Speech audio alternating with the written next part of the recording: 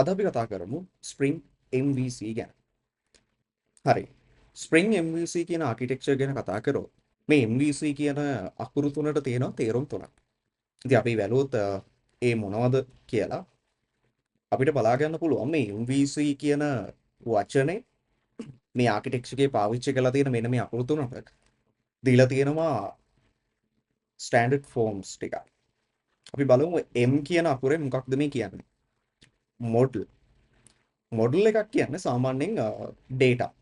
අපි දන්නවා සාමාන්‍යයෙන් අපි ඇප්ලිකේෂන් එකක් ඩිවලොප් කරද්දී ඒකට අදාළ data තියෙනවා. අපි persist කරලා තියාගන්නවා, save කරලා තියාගන්නවා. අපිට පස්සේ use කරන්න අවශ්‍ය වෙන data තියෙනවා. right. ඒතකොට මේ data සහ business logic එකට තමයි මේ model කියලා stand කරලා තියෙන්නේ. right. M කියන අකුරෙන් එයාලා refer කරන්නේ model කියන වචනේ. ඉතින් මේ වචනේ තේරුම තමයි the data and the business logic. data කියන එක ගත්තොත් අපි දන්නවා සාමාන්‍යයෙන් අපි හිතමු ප්‍රොඩක්ට් එකකට මොකක් හරි e-commerce application එකක් develop කරනවා නැත්නම් මොකක් හරි CRM එකක් develop කරනවා. ඒකේ තියෙන එක model එකක් විදිහට අපිට ගන්න පුළුවන් user model එක, customer model එක. right. example එකක් විදිහට ගත්තොත්. ඒක සාමාන්‍යයෙන් අපි කියනවා entity classes නැත්නම් database models. model එකක් කියන එක අපිට සාමාන්‍ය database එකක table එකකට සමාන කරන්නත් පුළුවන්. මොකද මේක සම්පූර්ණ data ත් එක්ක තමයි map වෙලා තියෙන්නේ. ඊට පස්සේ business logic එකක් විදිහට ගත්තොත් මේ model කියන කෙනාගේම අපේ application එකේ business logic එක අපි model කියන part එකට තමයි add වෙන්නේ මේ standard MVC කියන කතන්දරය අපි කතා කරද්දී. එතකොට අපි ඊළඟට අපිට හම්බෙන අකුරට ගියොත් ඒක අපිට දන්නවා අපි V කියන letter එක හම්බෙන්නේ MV. ඉතින් V කියන්නේ view කියන එකට. සාමාන්‍යයෙන් අපි දන්නවා view එකක් කියන්නේ graphically user කෙනෙක්ට පේන view එක. ඉතින් අපි කියනවා ඒක UI එකක්, user interface එකක්. right. මේ UI එකක් කියන එක ගත්තොත් අපි දන්නවා එතනදී අපිට පාවිච්චි කරන්න පුළුවන් examples ටිකක් තමයි මම මේ ඔයාලට තියලා තියෙන්නේ. HTML, JSP, TimeLeaf කියලා template engine එකක් තියෙනවා. ඒක අපිට පාවිච්චි කරන්න පුළුවන් Spring Boot එකම. ඒ වගේ ඊට අමතරව අද වෙද්දි තියෙන externally අපි පාවිච්චි කරන වෙනම library එකක් හරි framework එකක් හරි විදිහට පාවිච්චි කරන view කරන්න පාවිච්චි කරන මොකක්ම හරි user interface එක හදන part එක මෙන්න මේ view කියන එකෙන් අපි stand කරලා තියෙනවා. හැබැයි මේක පොඩ්ඩක් වෙනස් වෙන ස්ප්‍රින්ග් වලට ඉතින් අපි ඒක ගැන කතා කරමු. දැන් අපි මේ කතා කරන් යන්නේ ස්ටෑන්ඩඩ් MVC ගැන. MVC ආකිටෙක්චර් ගැන. right. එතකොට control එකක් කියන එක ගත්තොත් මේ control එකක අපි කරන්නේ සාමාන්‍යයෙන් user කෙනෙක් යම් කිසි දෙයක් request කරනවා. එයාගේ inputs ටිකක් තියෙනවා.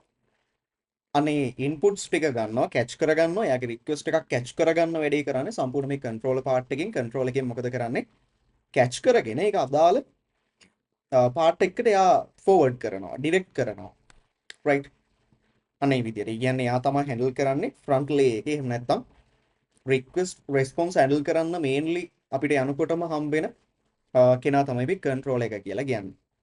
right. අපි ගත්තොත් මේ traditional MVC architecture එක මේකේ සාමාන්‍යයෙන් අපේ user ඉන්නවා. අර අපි ගත්ත අකුරු තුනේ විදියට මෙන්න මේ පිළිවෙලට තමයි එයාලා හැදෙන්නේ. MVC කියලා අපි කිව්වට model view controller කියලා කිව්වට හැබැයි මේක ඇත්තටම in action අපි බැලුවොත් මුලින්ම user ට හම්බෙන්නේ කවවද view එක නේද? view එක user කෙනෙක් interact වෙන්නේ සම්පූර්ණ UI එකත් එක්ක. ඉතින් ඔය UI එකත් එක්ක interact වෙලා එයා කරන යම්කිසි action එකක් එක්ක control එකක් එක්ක interact වෙනවා view එක. අපි just simply කියමු view එකේ තියෙන පොඩි button එකක් press කරාට පස්සේ එතනින් request එකක් යනවා අදාළ control එකකට. API endpoint එකක් call වෙනවා. එතනදී control එක execute වෙනවා. control එක catch කරගන්නවා request එක. ඊට පස්සේ යා මොකද කරන්නේ? ඒකට අදාළව response එකක් generate කරනවා. ඉතින් මේ response එක generate කරන්න control එක ඇතුලේ තියෙන model එකත් එක්ක කතා කරනවා. right. අපි කිව්වා model කියන්නේ data සහ business logic එක. ඉතින් මේ business logic එක සහ data කියන දෙන්නම පාවිච්චි කරලා තමයි control එක අදාළ response එක build up කරන්නේ. එතකොට model එක කියන එක දැන් සම්පූර්ණ අපි දන්නවා model එක කියන්නේ data සහ business logic එක. මෙතනදී data ටික අපේ තියෙන database එක වෙන්න පුළුවන්. right. ඒක any kind of database අපිට කියන්න බෑ මොකක්ද database එක. මේක SQL එකක් වෙන්න පුළුවන්, NoSQL එකක් වෙන්න පුළුවන්, in memory storage එකක් වෙන්න පුළුවන්. ඒක ඩිපෙන්ඩ්ස් වෙනවා අපි පාවිච්චි කරලා තියෙන ස්ටැක් එකත් එක්ක. ඉතින් ඩේටාබේස් එකක් තියෙනවා. මෙන්න මේ ඩේටාබේස් එකත් එක්ක කතා කරන්න පුළුවන් කෙනා කවුද? මොඩල් එක. කන්ට්‍රෝල් එක ඩිරෙක්ට් කතා කරනවද ඩේටාබේස් එකත් එක්ක? නැහැ. වීව් එක ඩිරෙක්ට් මොඩල්ස් එක්ක වැඩ කරනවද? නැහැ. right traditional MVC architecture එකේ අපිට කතා කරන්න තියෙන මේ ටික. view එක තියෙනවා view එක control එකත් එක්ක කතා කරනවා. control එක කතා කරනවා ළමයි model එකත් එක්ක. control එක කතා කරනවා model එකත් එක්ක. ඉතින් model එක මොකද කරන්නේ? database එකේ තියෙන data fetch කරනවා. අලුතෙන් data දාන්න ඕන නම් ඒක අපි ගිහලා persist කරනවා. right modification එකක් අවශ්‍ය නම් ඒක store කරලා අපි තියෙන දෙයක් update කරනවා. අවශ්‍ය නැති මොකක් හරි data එකක් තියෙනවා නම් model එක හරහා අපිට පුළුවන් ඒක ඩිලීට් කරන්න. ඉතින් මේ process ටික අතරතුරේදී යම්කිසි ඒ data just delete වෙනවට අමතරව තව මොන හරි දෙයක් වෙන්න ඕන නම් අන්න ඒකට තමයි අපි business logic එක කියලා කිව්වේ. right අන්න ඒ වගේ. ඉතින් මේක තමයි අපිට traditional MVC architecture එකේදී බලා ගන්න පුළුවන් විදිය. user කෙනෙක් ඉන්නවා එයා interact වෙනවා view එකත් එක්ක. view එක interact වෙනවා අපේ controllers එක්ක. controllers independently අදාළ මොඩල්ස් එක කතා කරලා database එකත් එක්ක communicate කරගන්න. right එතකොට ඔය විදියට තමයි අපිට traditional MVC architecture එක බලා ගන්න පුළුවන්. දැන් මේක පොඩ්ඩක් වෙනස් කරලා තියෙනවා spring වලට එද්දි. right spring වලට එද්දි මේක පොඩි වෙනස් වීම වගේ එකට භාජනය වෙලා තියෙනවා. අපි මුලින්ම බලමු මේ REST API එකක් කියන්නේ මොකක්ද කියලා. දැන් REST API එකක් ගත්තොත් සාමාන්‍යයෙන් අපි restaurant එකකට ගිහිල්ලා ඉඳගත්තට පස්සේ right අපි ගාවට එන waiter කෙනෙක්. ඒ waiter තමයි අපෙන් ඕඩර් එක අරගෙන ගිහිල්ලා කිචන් එකට දෙන්නේ මෙන්න මේ ඕඩර් එක රෙඩි කරන්න කියලා. නේද? හරි. නැතු අපි මොකද කරන්නේ? රෙස්ටෝරන්ට් එකට ගිහිල්ලා හරි කිචන් එක කොහෙද තියෙන්නේ කියලා කිචන් එකට ගිහිල්ලා ඒ කිචන් එක ඇතුළට ගිහිල්ලා අපි කෙලිම ෂෙෆ් කෙනෙක් ඉන්නෝනේ ෂෙෆ්ට ගිහිල්ලා කියන්නේ නැහැ මට මෙන්න මේක අවශ්‍යයි මගේ ඕඩර් එක මේක කියලා කියන්නේ. අපි ගිහිල්ලා තියෙන ටේබල් එක වාඩි වුණා. එතකොට අපි ගාවට වේටර් කෙනෙක් එනවා. ඒ වේටර්ගේ හරහා තමයි අපි මොකද කරන්නේ? අදාළ ඕඩර් එක ප්ලේස් කරන්නේ නේද? එතකොට වේටර් යනවා කිචන් එකට. හරි. වේටර් යන්න පුළුවන්. කිචන් එකට ගිහිලා අදාළ ෂෙෆ්ට ඕඩර් එක දෙනවා. මෙන්න මෙහෙම රික්වෙස්ට් එකක් තමයි තියෙන්නේ. මෙන්න මේ වගේ ඕඩර් එකක් තමයි තියෙන්නේ. රයිට්. ඒ විදිහට යා රික්වෙස්ට් එකක් දෙනවා. ඉතින් ඒක අපිට අපි සාමාන්‍යයෙන් රෙස්ටෝරන්ට් එකකට ගියාට පස්සේ කරන වැඩේ නේද? හරි. සාමාන්‍යයෙන් කරන වැඩේ.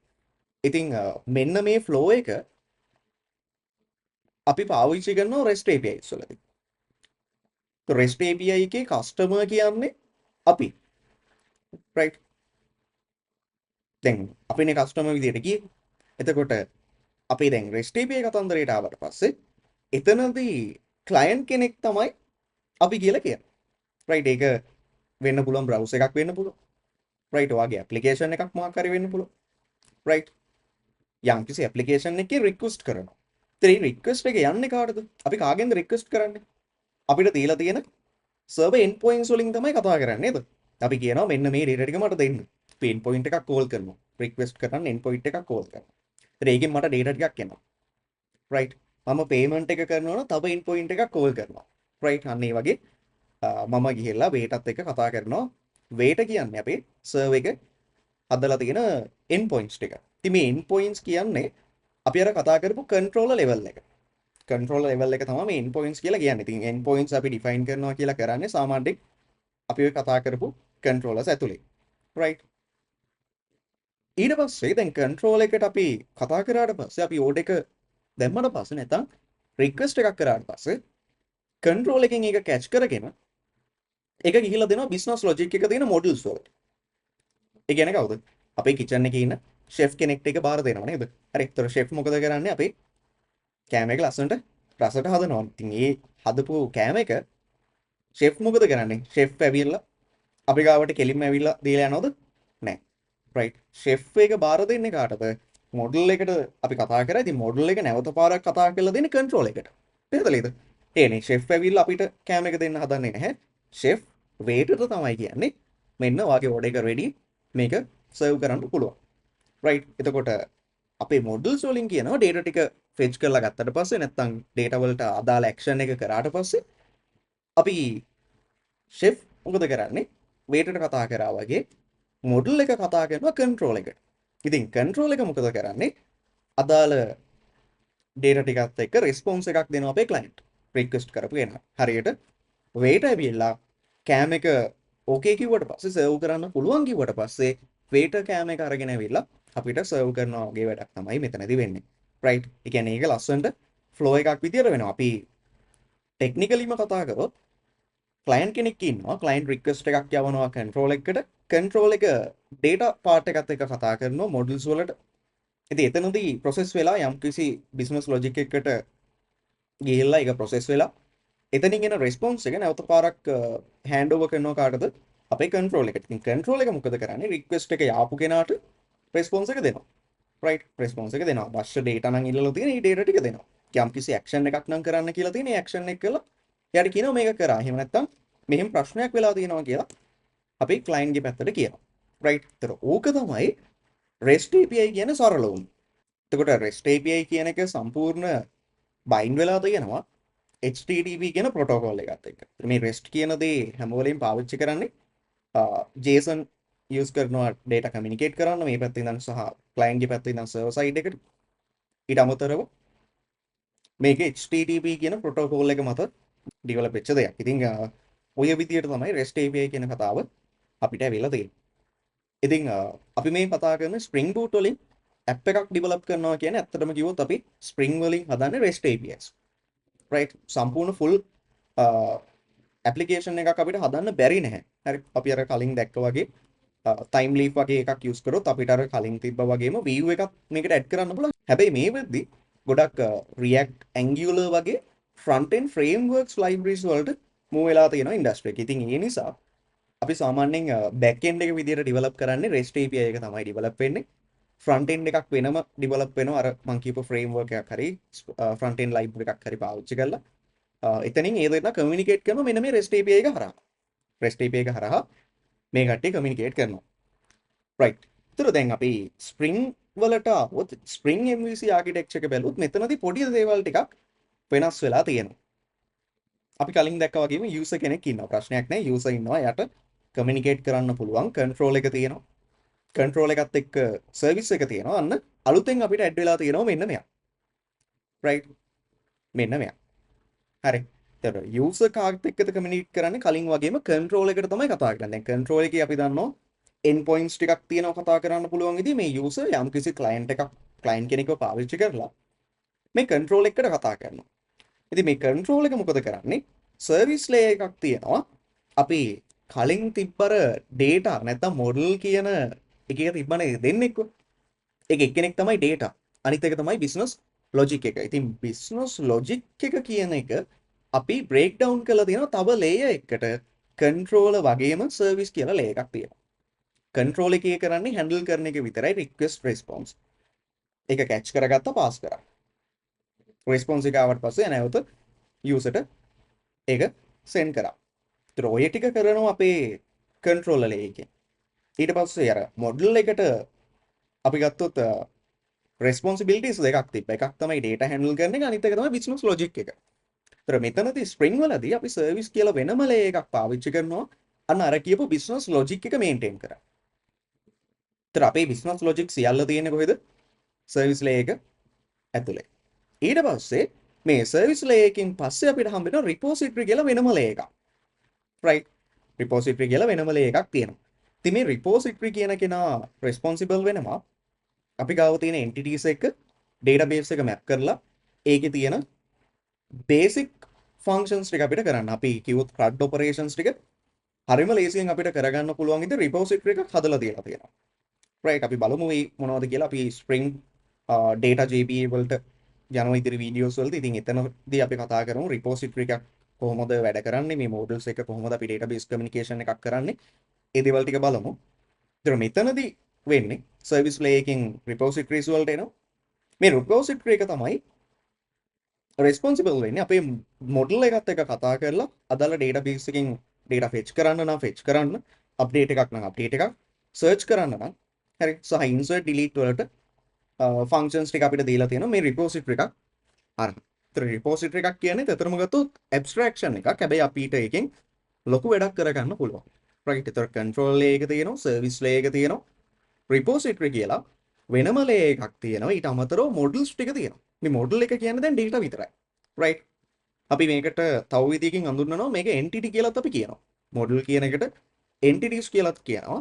ඒතර මෙන්න මේ levels 4 අපිට Spring MVC එක බලා ගන්න පුළුවන්. මේ levels 4 අපිට Spring MVC එක බලා ගන්න පුළුවන්. user කියලා තියෙනවා. controller, service, repository, module.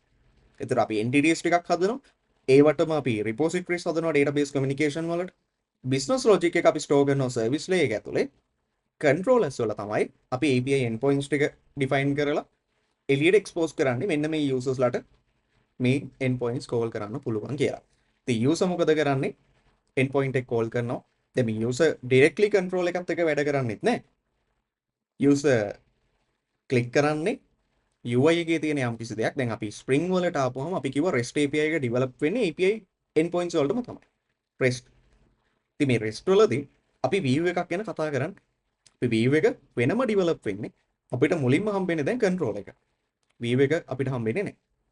right. ඒතර අන්න මේ විදිහට තමයි අපි Spring MVC architecture එක හැදිලා තියෙන්නේ. ඉතින් මේ levels කිහිපය ගැනම අපි ඉදිරි videos වලදී ලස්සනට one by one කතා කරමු. right. ඒතර මේක තමයි Spring MVC architecture එක විදිහට අපිට කතා කරන්න තියෙන්නේ. මේ architecture එකට අනුව තමයි අපි ඉස්සරහට Spring project develop කරන්නේ. ඒතර මේ architecture එක අපි follow කරනවා. මේකේ තියෙන layer එකෙන් layer එක අපි වෙන වෙනම කතා කරනවා. right. ඊට පස්සේ මේ සියල්ලංගේම එකතුවෙන් තමයි අපේ සම්පූර්ණ application එක function වෙන්නේ. හරි. එහෙනම් අපි ඊළඟ වීඩියෝ එකෙන් හම්බෙමු.